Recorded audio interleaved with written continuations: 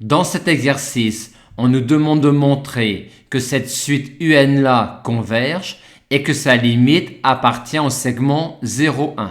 Il est donc sûr que l'on ne va pas montrer la convergence de la suite par encadrement.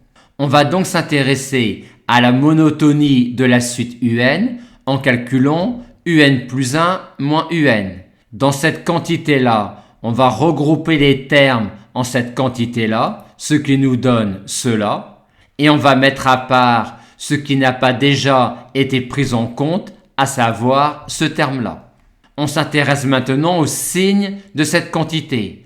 On voit tout de suite que n plus 1 au carré est supérieur ou égal à cette quantité-là, et que donc cette quantité-là est inférieure ou égale à cette quantité-là, et donc a fortiori à cette quantité-là, vu que cette quantité-là est supérieure ou égale à 1.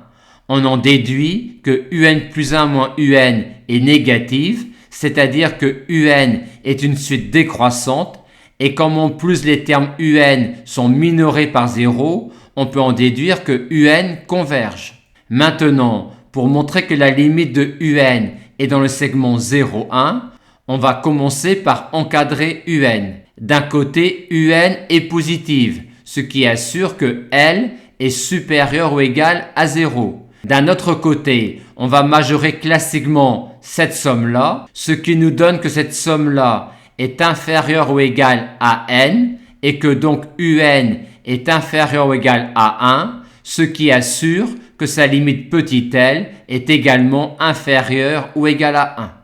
Dans la question 2, on nous demande de montrer cette inégalité-là. Dans U de n, on peut facilement faire intervenir UN et on a classiquement sur cette somme-là cette inégalité-là, ce qui nous donne cette inégalité-là, ce qui montre que cette quantité-là est inférieure stricte à 1 sur 2 racines carrées de n plus 1, qui est inférieure à 1 sur 2 racines carrées de n. Maintenant, pour en déduire la valeur de la limite petit l de UN, on va passer à la limite dans cette inégalité. On a donc par passage à la limite qui ne préserve que les inégalités larges, cette inégalité-là, soit encore celle-là.